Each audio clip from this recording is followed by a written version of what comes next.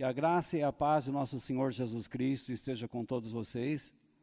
E mais uma vez eu quero agradecer a todos aqueles que estão assistindo às nossas reuniões via YouTube. E peço que vocês deem um like ou dislike. Se você gosta ou não gosta, deixe sua opinião aí embaixo. Se essas mensagens estão fazendo bem à sua vida, estão trazendo esclarecimento, e compartilhe também. Compartilhe nas suas redes sociais. Isso é para que nós possamos espalhar a palavra de Deus. Tem um link lá, compartilhar, e você escolhe onde você quer compartilhar o link dessa mensagem de Deus. Eu espero que hoje Deus possa usar a minha vida para abençoar você e a sua família. E convido você agora para orar comigo, para que nós possamos buscar a graça de Deus. Vamos orar neste instante. Senhor nosso Deus, em nome de nosso Senhor Jesus Cristo, pedimos que o Senhor nos ajude em todo o tempo com os teus recursos, para que nós saibamos como agir, como pensar, como lidar com as situações segundo a tua vontade, Senhor. Pai bendito, nós nos colocamos nas tuas mãos em todo o tempo, para que o Senhor nos fortaleça e que nós possamos viver para a tua glória, para te glorificar.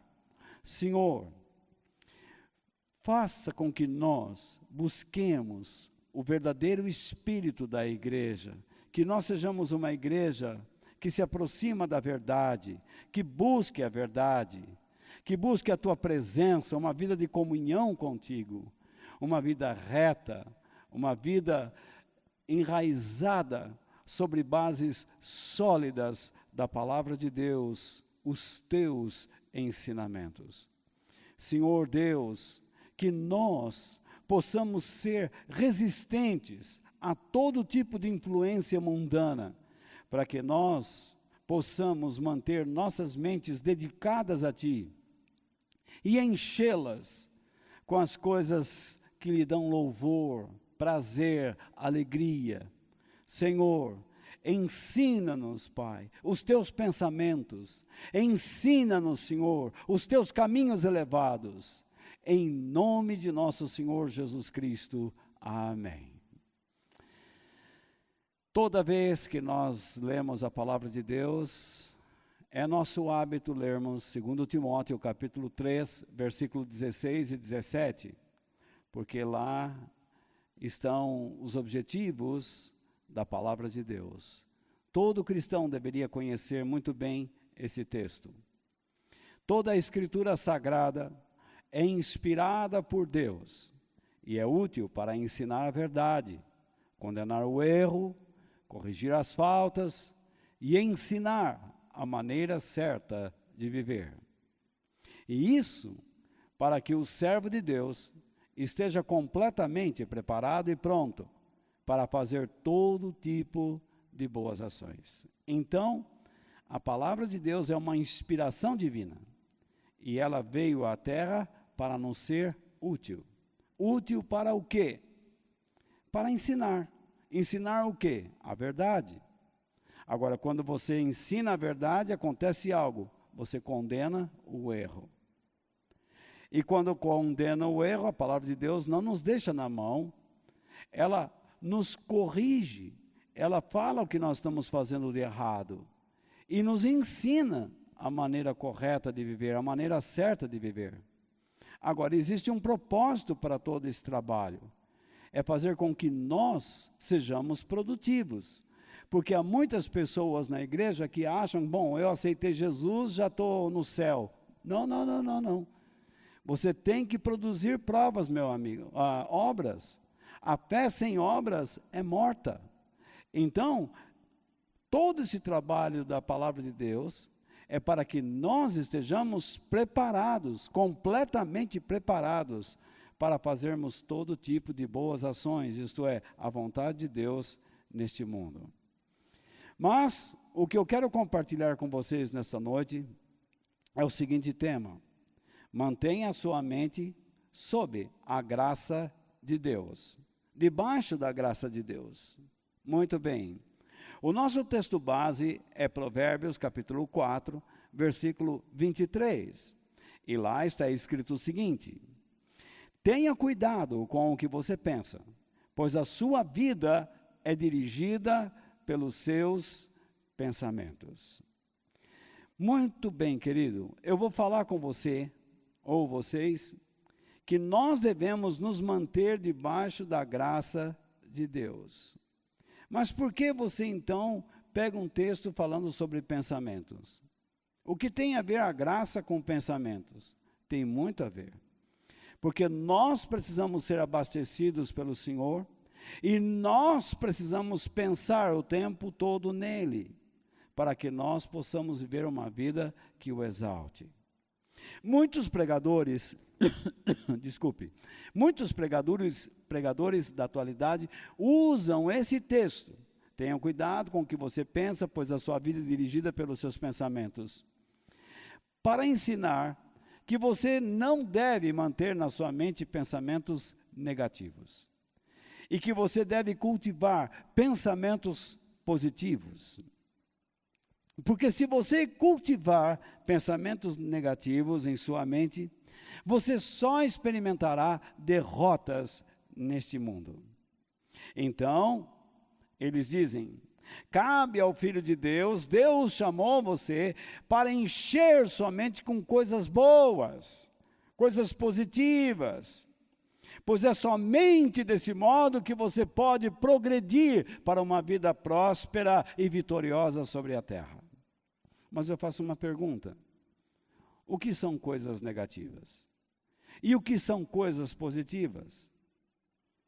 Eu não sei explicar, eu não entendo dessa maneira, porque a palavra de Deus não trata as coisas desse modo. Ela trata as coisas com claridade. Ela explica o que é negativo. Ela explica o que é positivo. Negativo e positivo segundo a mente desses homens. Mas a palavra de Deus, se nós fôssemos definir o que é negativo, eu vou logo dizendo para você que é o mundanismo, perversão, pecados. Agora, se nós fôssemos definir o que é positivo, seria a palavra de Deus enchendo nossas mentes. Escondi a tua palavra no meu coração, na minha mente, para não pecar contra ti. Eu espero que você, como cristão, tenha a disposição, tenha o desejo de querer ser dirigido por Deus. Então, cuide dos seus pensamentos, para que eles não o afastem da palavra de Deus. É muito comum encontrarmos cristãos que durante a semana, os 7 dias da semana, eles quase não pensam em Deus. Eles se preocupam com todas as suas atividades e Deus não está lá dentro de suas mentes. Eles se preocupam em Deus quando estão no meio de alguma dificuldade. Então eles dizem assim: ai meu Deus, me ajuda. Tudo bem, não está errado. Mas quando nós não enchemos nossas mentes com as coisas de Deus, fatalmente nós nos afastaremos da Bíblia. Quando Deus diz para que nós tomemos cuidado com o que nós pensamos, porque nós vamos agir segundo os nossos pensamentos, Ele não está falando de negativo e nem de positivo. Ele está dizendo para termos o quê? Uma postura como de um cão de guarda. Nós temos que estar atentos ao que os nossos pensamentos estão produzindo, porque eles produzem torrentes de emoções e sentimentos. E o grande perigo é que as nossas vidas sejam dirigidas por esses sentimentos, por essas torrentes de sentimentos. Na verdade, tanto é verdade o que eu estou dizendo, que esse texto não trata sobre positivo e negativo, que o seu contexto trata sobre algumas coisas, sobre a importância de ouvirmos a palavra de Deus com muita atenção. Vocês podem ver isso nos versículos 21, 22 e no 24 a 27, os versículos anteriores e os posteriores.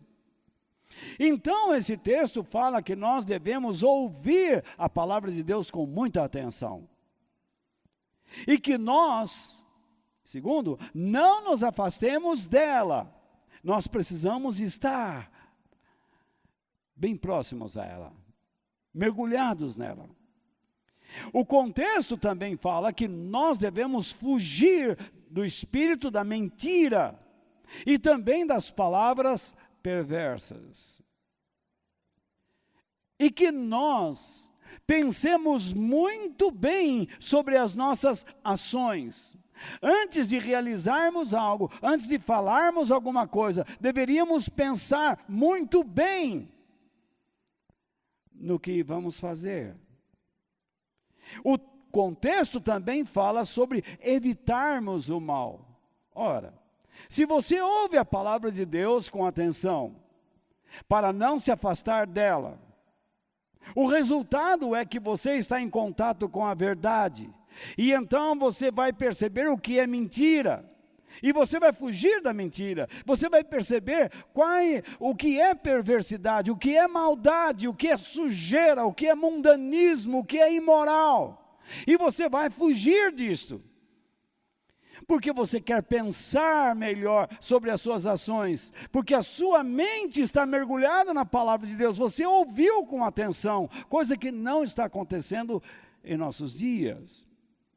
Mas quando você pensa nas suas ações, o resultado é que você passa a evitar o mal, porque você não quer se desviar do caminho certo. Esse é o contexto. Por isso, então, Deus diz para nós, tenha cuidado com o que você pensa, pois a sua vida é dirigida pelos seus pensamentos. Mas se você não se alimenta com a palavra de Deus, com certeza você vai andar muito mal. Que nós, então, observemos atentamente o conselho divino, a fim de que nossas vidas sejam dirigidas pelos princípios de Deus e pela verdade da palavra de Deus. Então, meu irmão, seja um cristão sábio e construa sua vida sobre bases sólidas. Jesus e seus ensinamentos. Essas são as bases sólidas. Seja um cristão sábio, construa sua vida sobre bases sólidas. Eu coloco entre aspas para você ver. A palavra base e sólida está com as letras iniciais em maiúscula, porque se referem a Jesus e os seus ensinamentos. Porque nós temos que aprender a andar pela fé. Mas o que a fé tem a ver com os nossos pensamentos? Certa vez Jesus alertou aos seus seguidores, quando ele estava sobre a terra, que ouvissem os seus ensinamentos e que vivessem de acordo com eles, como homens sábios. Perceba bem, Jesus disse aos seus seguidores, escutem o que eu estou ensinando, preste muita atenção e vivam de acordo com eles como homens sábios. E então ele falou sobre o que era a sabedoria esperada. Era uma construção. Ele disse, quando vocês forem construir sua casa, não construam sobre a areia, mas construam sobre a rocha. Porque aquele que constrói a sua casa sobre a areia, quando a intempérie chegar, essa casa ruirá, ela cairá. Mas aquele que constrói sobre a rocha, essa casa permanecerá. Então, Jesus disse: escute, você tem que agir como um homem sábio. O que é que Jesus está dizendo aí? Que a pessoa que ouve o seu ensinamento e que vive de acordo com ele, deve esperar uma coisa: tempestades. Não tem como. Você, cristão, se quiser viver de acordo com a vontade de Deus, não tem outra coisa tão certa para ser esperada em sua vida do que tempestade. Nós vamos enfrentar adversidades. Não tem como. Como é que você acha que, sendo um cristão, em um mundo que jaz no maligno, você vai ter sossego? Como você pode achar que, vivendo em um mundo mergulhado na mentira e na perversidade, e você tentando praticar a verdade, você vai ter sossego? Você não vai. Porque o modo de vida cristão difere do modo de vida mundano. E o que é ser sábio? Ser sábio é perceber como Deus lida com a vida em determinados momentos. Você aprende a observar a vida pela perspectiva de Deus, pela visão de Deus, pelos olhos de Deus, como Ele a enxerga. O nosso mundo está diferente do tempo dos nossos avós. Deus deixou de ser Deus? Não. A igreja deixou de ser igreja? Não. Mas você sabe que nós estamos nos aproximando da volta de Jesus? Estamos cada vez mais perto da volta de Jesus. Todos os sinais, será que vocês não percebem nos jornais, as notícias, todas as notícias que vocês têm nos jornais indicam que Jesus está voltando, esse tempo vai acabar. Eu dizia agora, falava agora com o irmão Fausto e o Paulo. Algumas pessoas diziam assim: vocês querem dar uma conotação apocalíptica nesta época? Eu não quero dar conotação nenhuma. É de fato uma situação apocalíptica. Deus está dando sinais de que esta era vai acabar. E que Jesus vai voltar para buscar o seu povo, aqueles que Ele escolheu e lavou com o seu sangue. Jesus vai voltar para buscar essas pessoas. O cristão sábio entende o momento em que ele está vivendo, porque ele é obediente. E quando ele obedece a Deus, ele acaba entendendo os planos de Deus para o momento específico da sua vida. Eu não estou falando da sua casa, do seu trabalho, mas incluamos isso também. Você precisa saber como agir nas diferentes situações. Mas se você não se dispõe a ser obediente a Deus, não adianta você ficar pedindo oração para as pessoas: oh, por favor, ore por mim, para que eu saiba como fazer. Você não sabe que tem que amar seu inimigo? Você não sabe que tem que responder às pessoas com amor? Você não sabe que tem que orar pelo seu inimigo? Você não sabe que tem que fazer coisas boas para ele? E você vai pedir oração para saber o que fazer? Comece a praticar o que você já sabe. Comece a praticar o que a palavra de Deus já diz. E no curso você vai perceber por que aquela situação está lá. Por que nós estamos vivendo essa situação? Nossas igrejas fechadas. Alguns não vão gostar do que eu vou dizer, mas eu vou falar. Cadê os pregadores do poder? Onde eles estão? Suas igrejas estão fechadas como a nossa, que é uma simples igreja. E agora? Eles estão preocupados com os seus salões, com os seus prédios. Isso significa que eles não estão preocupados com pessoas. Eles estão preocupados com o império, com dinheiro. Será que Deus não está querendo ensinar alguma coisa ao seu próprio povo para que eles tenham seus olhos abertos? Muitas vezes Deus permite situações difíceis em nossas vidas para que os nossos olhos se abram, para que nós adquiramos um pouco de sensibilidade ou melhoremos no caso de sensibilidade. Nós refletimos muito pouco.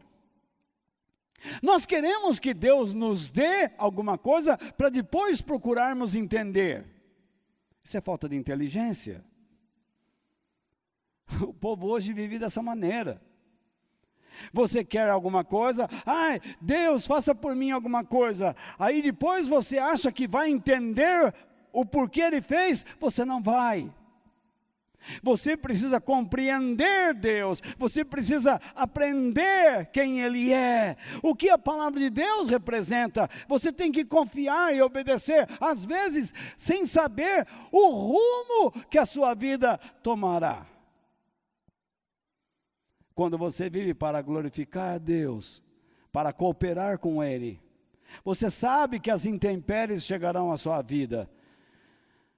Mas como você está habituado a encher sua mente com a palavra de Deus, você vai enraizar sua vida sobre bases sólidas. Jesus e seus ensinamentos. Porque não basta conhecer os ensinamentos de Jesus e não tê-lo no interior. Como também não basta aceitar Jesus e rejeitar os seus ensinamentos. Não basta. Você precisa dos dois. Muitas pessoas estão na igreja e eles dizem assim: eu aceitei Jesus, mas não leem Bíblia, não estudam a Bíblia, não prestam atenção. Então, você tem Jesus, mas rejeita os seus ensinamentos, então você não é amigo dele. Vocês serão meus amigos, vocês serão meus discípulos, meus alunos, se guardarem o que eu mando, o que eu ensino. Então não adianta estar na presença de Jesus e longe dos seus ensinamentos. Como também não adianta você procurar ser um cristão acadêmico, tentar descobrir cada palavra no grego, no aramaico, que Jesus pronunciou e não tê-lo em sua vida. Eu não sei se você está me entendendo, entende? Espero que sim. Então, cabe a nós a decisão de construirmos nossas vidas sobre a rocha ou sobre a areia. A responsabilidade é minha, a responsabilidade é sua. Mas saiba bem, meu irmão e meu amigo, quando nós passarmos pelas adversidades, pelas intempéries, o nosso comportamento ou atitudes, ou o que restar de nós, dirá onde enraizamos nossas vidas. Se você enraiza sua vida sobre a areia, você vive angustiado, perplexo, amargurado. E você precisa aprender a avaliar suas escolhas. Você não luta pela eternidade. Você é um homem terreno desesperado. Avalie as suas escolhas, porque as suas escolhas afetarão o seu caráter, afetarão a sua vida neste mundo, a sua conduta neste mundo. Jesus certa vez disse assim, eu vou usar o ensinamento como um princípio, vou tirá-lo do seu contexto. Ele disse que, onde estiver o seu tesouro, ali está o seu coração. O que é que está lá? O seu prazer, a sua meta. Se você tem este mundo como seu tesouro, com certeza o seu coração está aí. Se você tem um namorado, o marido, a esposa, o carro, a casa, o dinheiro como o seu tesouro, seu coração está lá. Ele não está proibindo você de ter prazer em pessoas, no mundo que Ele criou, no dinheiro que Ele está te dando, mas Ele diz, não permita que essas coisas dirijam sua vida. Elas não podem substituir Deus. Isso é idolatria. Muita gente diz assim, imagem. Não, idolatria não é só imagem. Idolatria é tudo aquilo que substitui Deus. E damos aquilo que substitui a Deus o caráter da sua glória. Nós tiramos a grandeza de Deus e colocamos naquilo que o substitui. Pronto, isso é idolatria. E fazemos isso inconscientemente.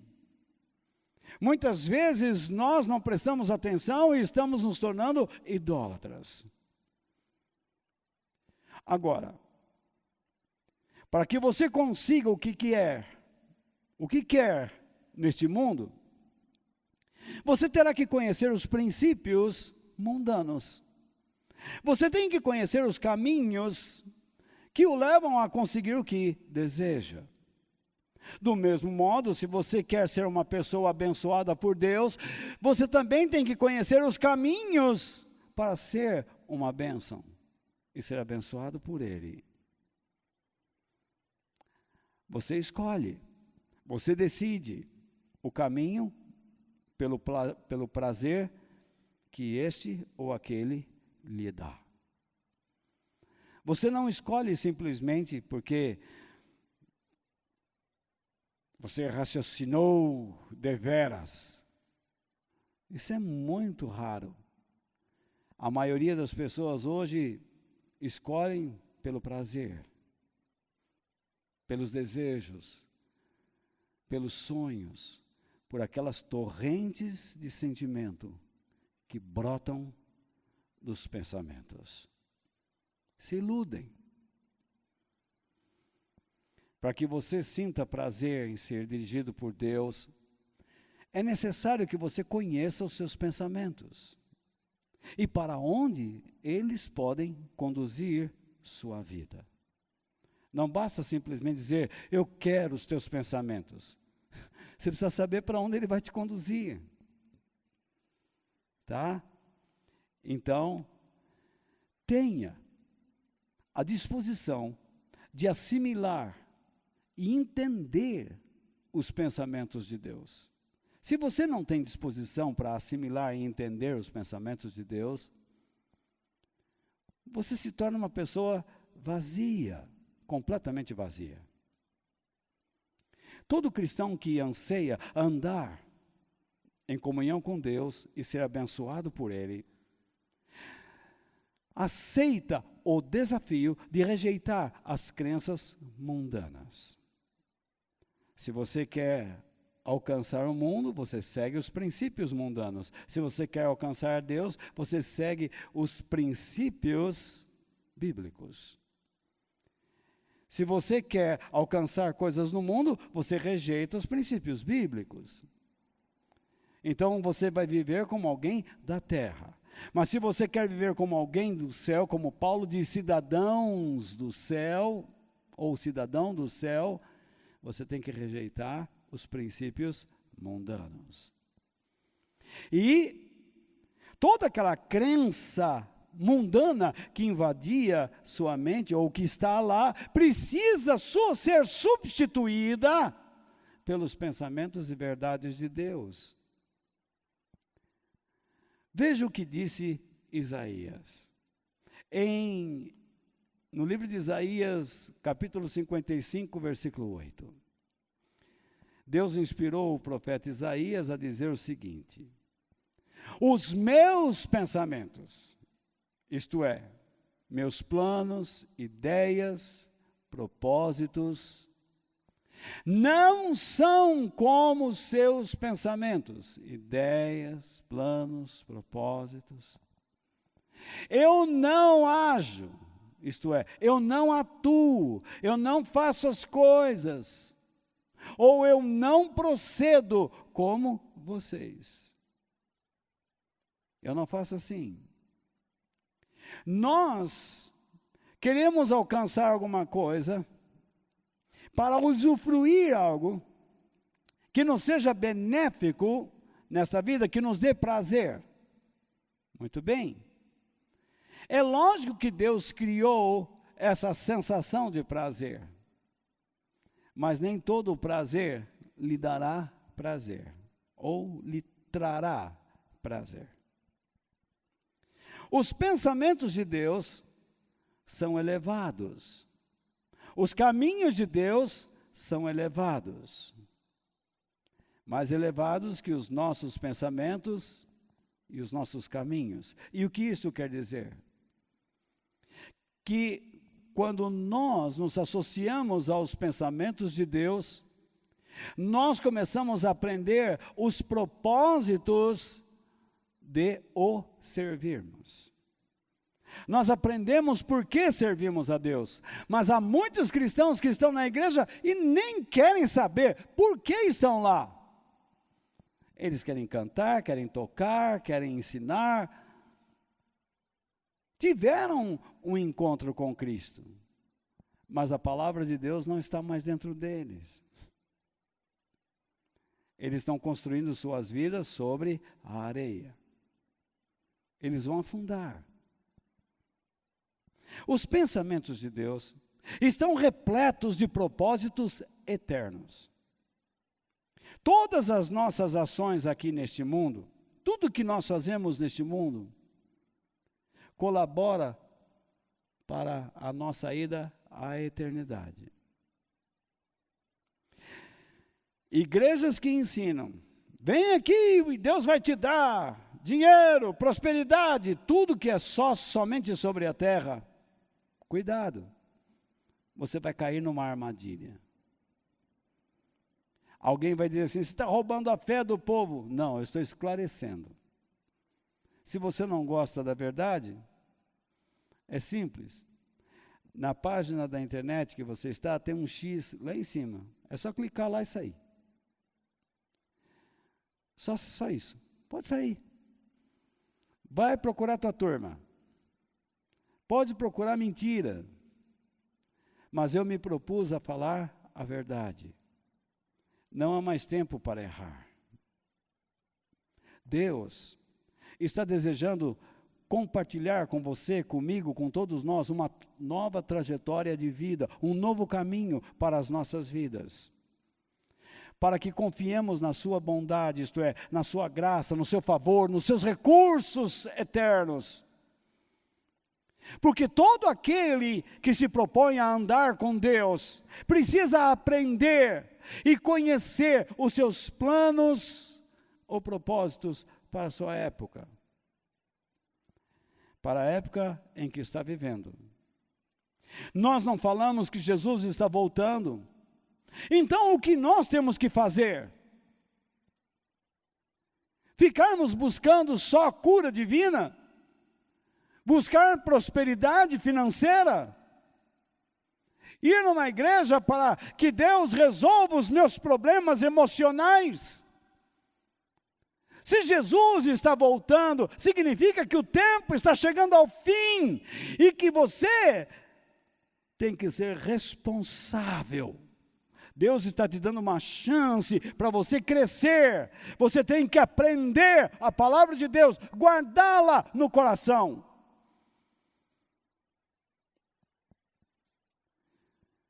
Há dois exemplos bíblicos na Bíblia que eu gostaria de mencionar, de personagens bem conhecidos, que passaram por grandes adversidades, mas que confiaram na soberania divina. Confiaram nos seus planos e nos seus propósitos. Pela obediência, foram aprovados por Deus e conheceram bem a sua época, ou suas épocas, porque se tratam de dois. Tiveram suas vidas transformadas, perseveraram e desfrutaram tremendamente da graça de nosso Senhor, ou seja, da sua bondade. Muitas vezes, Deus não revela tudo o que está por fazer. Que isso fique bem claro. Deus não revela tudo o que está por fazer. Porém, Ele pede que sejamos obedientes à luz que Ele nos dá, a determinadas ações específicas. Ele diz, faça isso. Mas ele não está mostrando tudo. Ele está dizendo apenas, faça algo. Mas nós queremos saber onde isso vai dar. E Deus não vai mostrar. Simplesmente faça isso. E à medida que nós vamos praticando o que Ele nos pede, em tempo oportuno, vamos alcançando uma visão muito maior. E os nossos olhos vão se abrindo para aquilo que Ele está fazendo. Se eu falar para você que hoje nas igrejas não se prega sobre a eternidade, você acreditaria em mim? Você acredita que não se fala sobre a verdadeira salvação? Também não se fala. Não se fala sobre a eternidade, não se fala sobre salvação, e não se fala também sobre soberania de Deus. Não se fala. Parece que é proibido. Não se fala dos planos de Deus, dos seus propósitos. A única coisa que se fala sobre os propósitos de Deus é como Deus vai transformar você numa pessoa singular. Mas por que Deus quer transformar você? Por que Deus quer transformar a mim? Para alcançar outras pessoas. Para que elas também possam experimentar a sua grandeza, a sua glória. Então, o primeiro exemplo é o de Noé. No período do dilúvio, a terra e os seus habitantes estavam prestes a o quê? A serem destruídos, pois a conduta das pessoas não era aprovada por Deus. O homem se desgraçou, saiu da graça de Deus. O homem mergulhou na perversidade, em maus costumes, em maus hábitos. Hábitos me refiro a imoralidades. No entanto, Noé achou graça diante de Deus. Veja o que diz o capítulo 6, versículo 8 do Gênesis. Mas o Senhor Deus aprovava o que Noé fazia. Isto é, o comportamento de Noé dava prazer a Deus, o glorificava. E por isso ele foi aceito, encontrou graça, ajuda ou favores do Senhor. Nós poderíamos comentar isso aqui muito. O que nós aprendemos de Deus aqui? Que Deus, Ele está olhando para cada um de nós. E Ele aponta o dedo e diz, aprovo e não aprovo. Eu não sei se Ele está aprovando a sua vida, mas você sabe disso. Você tem plena noção se Deus está contente com você ou não. Do modo como você está levando a sua fé, se é que você a tem. Porque a palavra fé virou sinônimo de crença.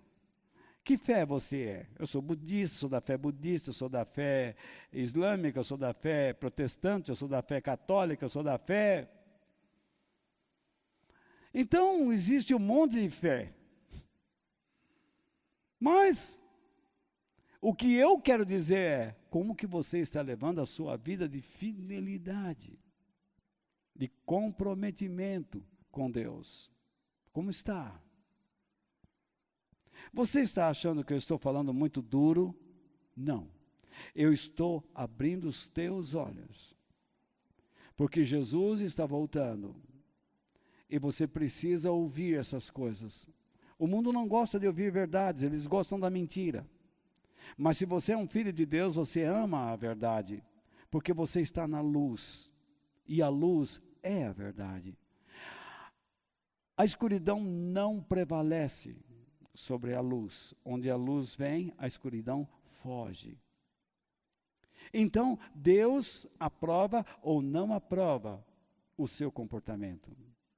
Agora, o que nós aprendemos sobre o homem, tendo Noé como exemplo? Repare, Deus aprovava o que Noé cria. Acreditava? Não. O que ele fazia.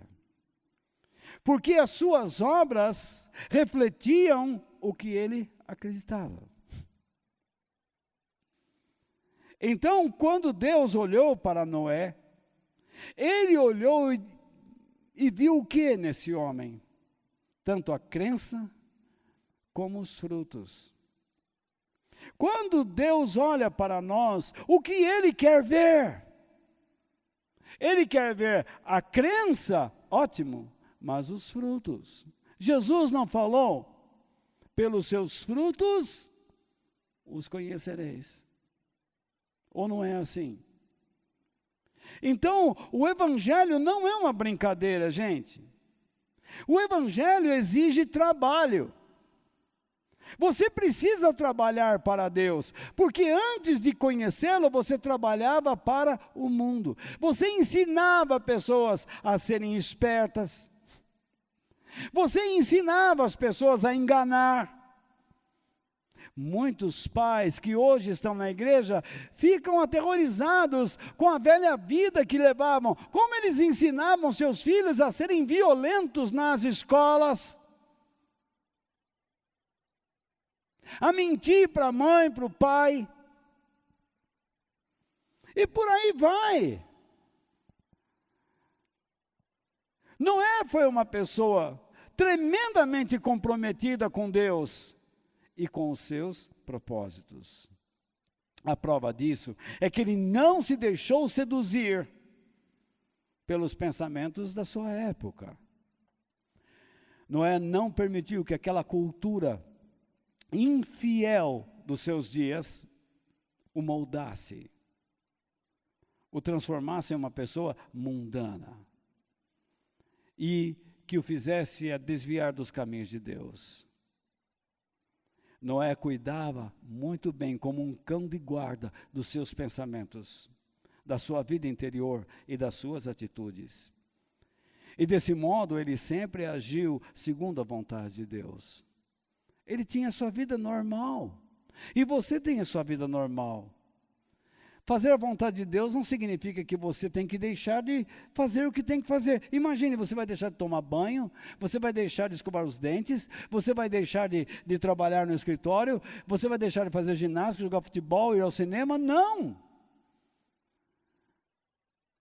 Mas você entenda, por que você vai? O que você aprendeu? Eu, às vezes, assisto um filme e eu começo a analisá-lo à luz do que eu aprendi da Bíblia. Por quê? Porque eu aprendo com Noé e com outros homens na Bíblia, que Noé, que é o nosso exemplo, tinha prazer em Deus. Ele tinha prazer em alegrar o coração de Deus. Percebe? Que outro homem fez isso? Quando João Batista batizou Jesus, o que eles ouviram dentro do rio, tanto Jesus como João? Este é o meu filho amado, em quem eu tenho prazer, que me dá alegria. Ele tinha prazer em Deus. Ele dava alegria a Deus. Noé era fiel, obediente, e construiu seus pensamentos e sentimentos e emoções sobre os propósitos de Deus. Ele construiu sua vida sobre a rocha e não sobre a areia. Os seus planos pessoais estavam em segundo plano. Ele continuou trabalhando, mas ele nunca se descuidava. Deus, que o Senhor tenha o primeiro lugar. Dirige tudo isso. Como que eu posso estar fazendo a tua vontade diante de tudo que eu faço, diante do meu trabalho, como marido, como mulher? Durante 120 anos, esse homem compartilhou a sua vida e o reino de Deus com as pessoas. E as pessoas o viram, no caso Noé, colocando o reino de Deus em primeiro lugar na sua vida. Mas aceitaram? Não, rejeitaram. Porque não era isso que eles queriam. Eles não queriam Deus. Deus estava fora do próprio mundo que ele criou.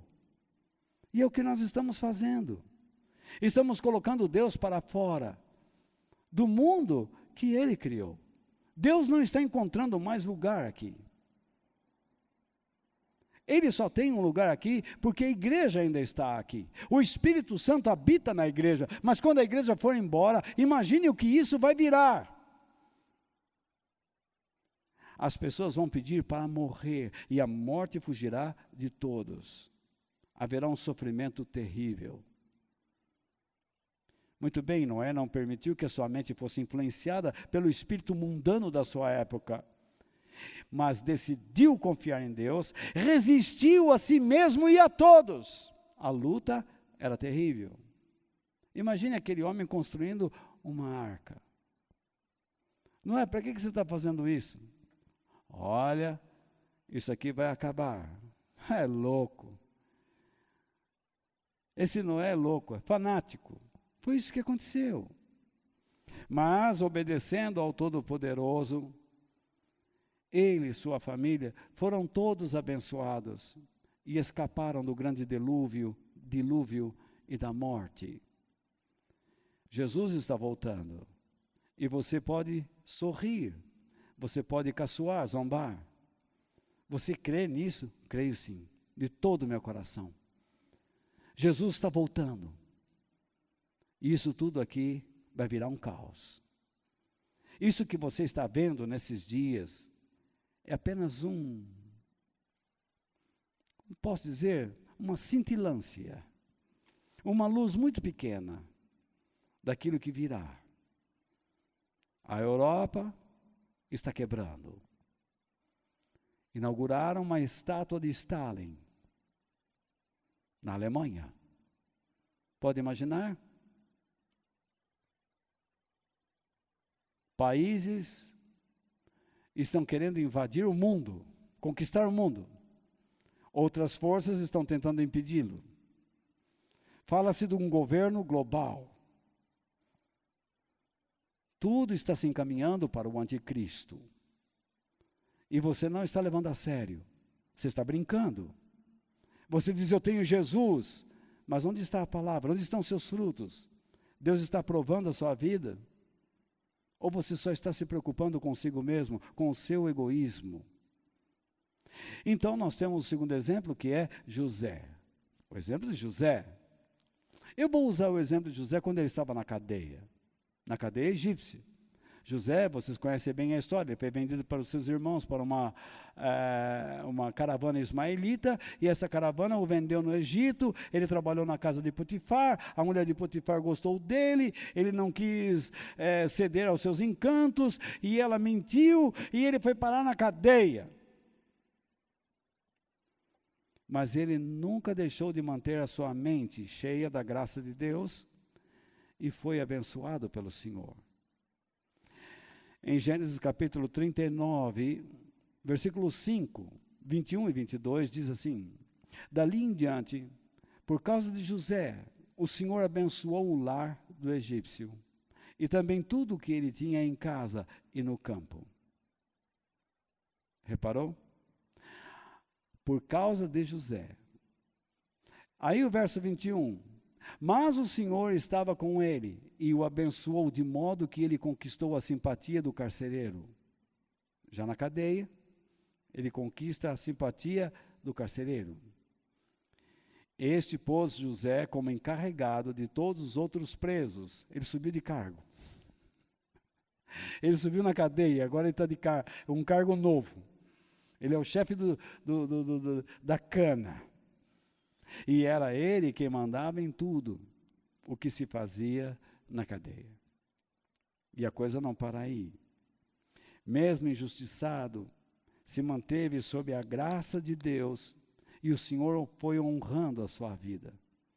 Percebe? Primeiro lá na casa de Potifar, depois na cadeia. Eram coisas muito pequenas, quase que imperceptíveis. Talvez ele poderia dizer assim, que adianta eu ser chefe da cadeia? O que eu estou ganhando com isso? Não estou ganhando nada, continuo preso. Eu sou igual aos outros. Eu apenas administro isso. Ele estava sendo treinado por Deus para perdoar, para sofrer, para enfrentar gente perigosa. Você pode aumentar esse leque. Deus estava fazendo muito na vida dele. E ele se mantinha fiel a Deus. Você pode estar dizendo, por que esse momento? Por que isso tudo está acontecendo? Porque você não enxerga. Você não consegue ver tão longe. E também você não se esforça para fazer o que deve ser feito. Então você não vai enxergar nada. A sua vida vai ser uma tortura. Você vai ser um inútil na causa do reino de Deus. José não. Ele não desprezou os ensinamentos que recebeu do seu pai. O seu coração estava inundado com os pensamentos de Deus. E ele demonstrou firmeza no Senhor. E mais tarde, nós sabemos dos sonhos. E o faraó o colocou como grande governador do Egito. Reparou? Primeiro, ele ficou numa casa. Depois, injustiçado, foi para a cadeia. Na cadeia, ele governou os presos. Saiu de lá, revelou os sonhos do faraó, deu conselhos a faraó, e o faraó o colocou como governador. Somente abaixo dele, José era o grande líder do Egito. E o que Deus estava fazendo? Salvando toda a sua família. Salvando o povo de Deus, para que não fosse destruído de sobre a terra.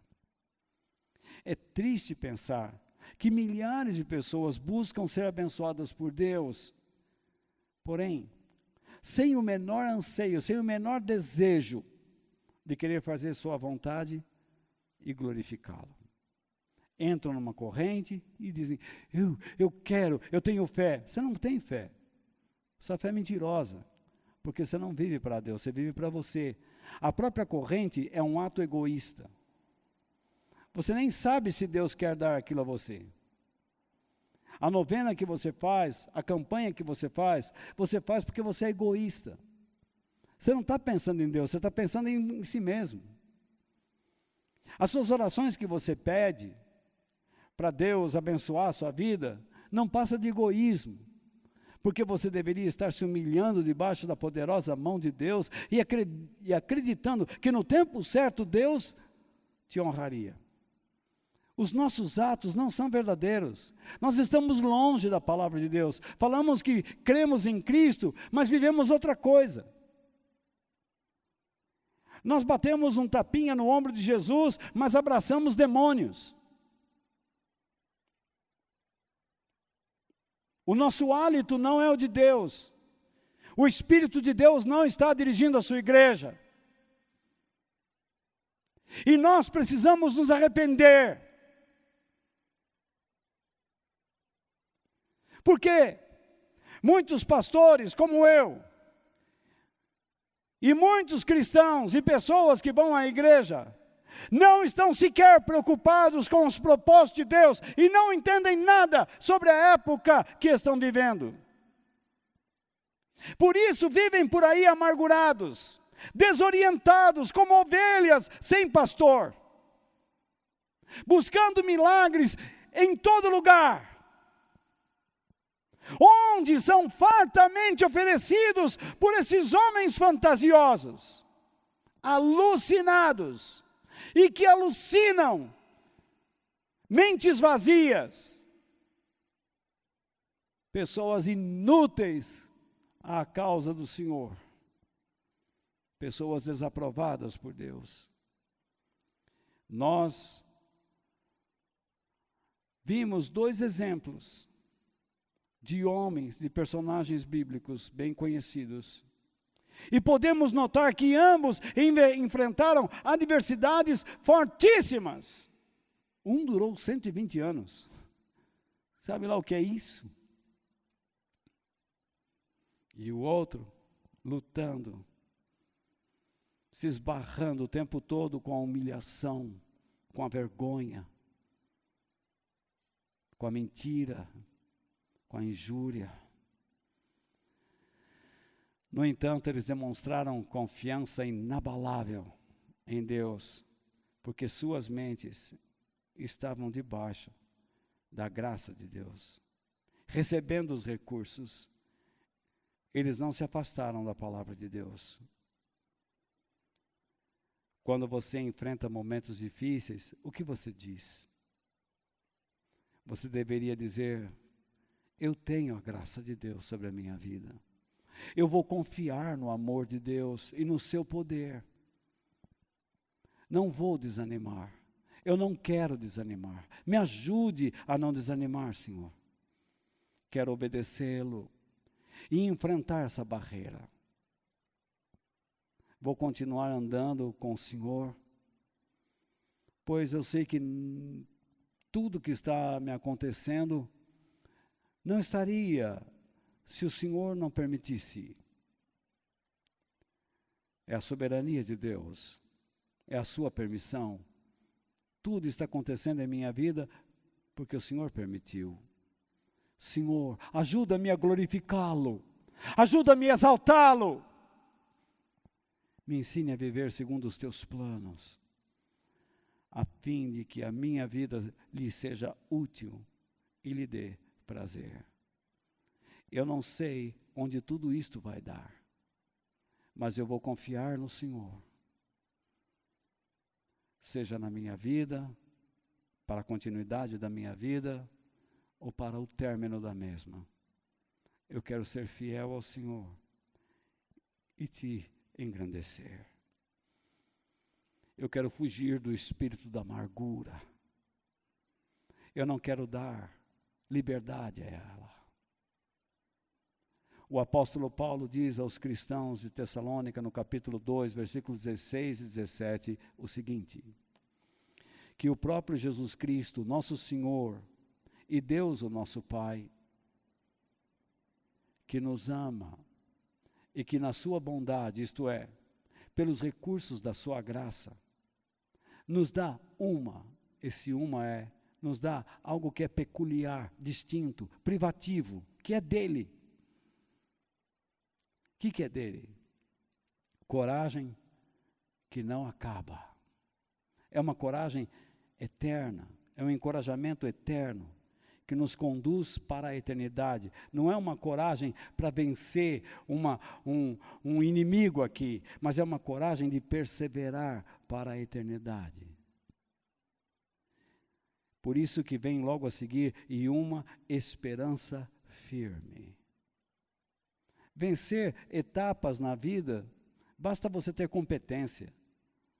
Você não precisa nem de Deus. Se você tiver habilidade, você não precisa nem de Deus.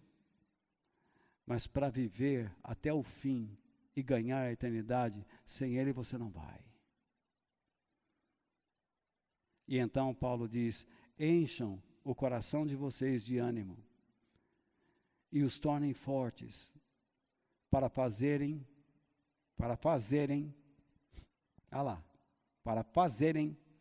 e dizerem tudo o que é bom, ou seja, tudo que é útil. Deus nos ama? Claro que sim. Creia nisso. Receba o espírito de coragem que Ele lhe dá. Esteja animado. Enche o seu coração com a graça de Deus. Mas volta, a situação está contrária. Está. Mesmo assim, agrade a Deus fazendo o que é certo, o que é melhor, o que é útil, em atitudes e em palavras. Resista ao espírito de incredulidade. Mantenha-se sob a graça de Deus e espere pela sua recompensa. Eu não sei qual será. Será aqui ou será lá? Não sei. Estevão fez a vontade de Deus e a recompensa dele foi na eternidade. Outros fizeram a vontade de Deus e foram recompensados aqui. Exemplo, Jó. Não cabe a nós definirmos onde acontecerá essa recompensa. Cabe a nós definirmos onde nós estaremos para recebê-la. Nós precisamos estar na presença de Deus. Deus quer fazer mudanças na sua vida. E através das mudanças na sua vida, Ele quer mudar pessoas ao seu redor. Noé foi rejeitado pela humanidade. Sua mensagem não foi aceita, mas seus filhos, suas noras, aceitaram. José, depois que as pessoas viram o poder de Deus na sua vida, ele foi aceito no Egito. Mas você percebe que o povo de Deus cresceu ali e depois de um tempo Deus foi retirado. Esse mundo sempre vai tentar retirar Deus do seu caminho. As influências que você tem de seus amigos, suas amigas, são para retirar Deus do seu caminho. Você escolhe. Construa a sua vida sobre a areia ou sobre a rocha. Você decide o que é melhor para você. Se você tem prazer em Deus, você vai para Cristo e aceita os seus ensinamentos. Se não tem prazer em Deus, você vai se encher com as coisas deste mundo, porque a sua única esperança está aqui. Você não tem esperança nenhuma fora daqui, nem pensa nisso. Eu espero que Deus tenha falado com você, que você se mantenha sob a graça de Deus. Foi uma luta tremenda estar aqui hoje, gravando esta palavra a vocês todos. Foi uma luta incrível, tremenda.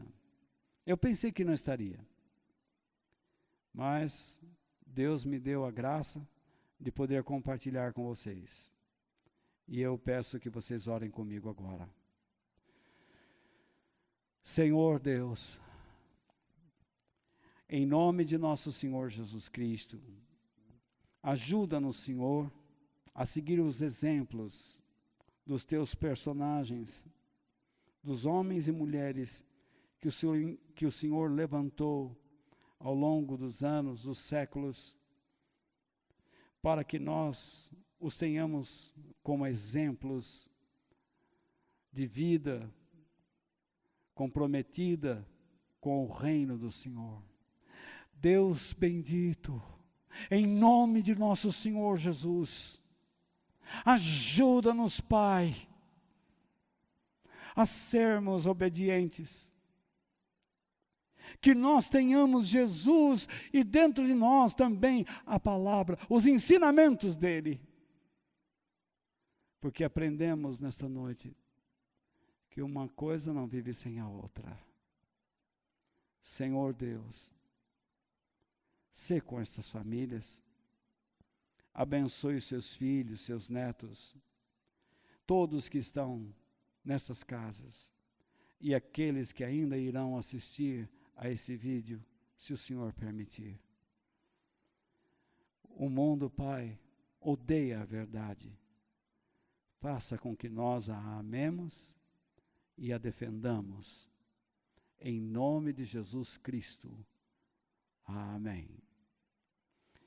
Queridos, que Deus abençoe vocês, que o Senhor possa dar uma semana abençoada a vocês que querem se comprometer com Ele.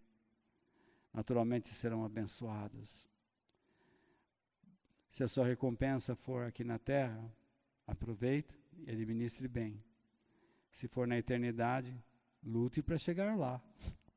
O importante é estar na presença de Deus para receber das suas mãos o que vier, seja aqui ou lá.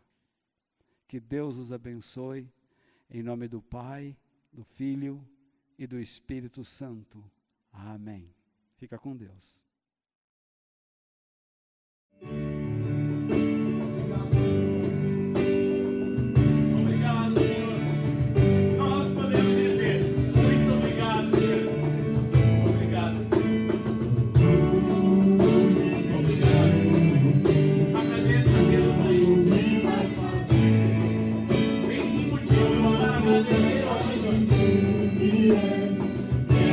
Você está passando agora.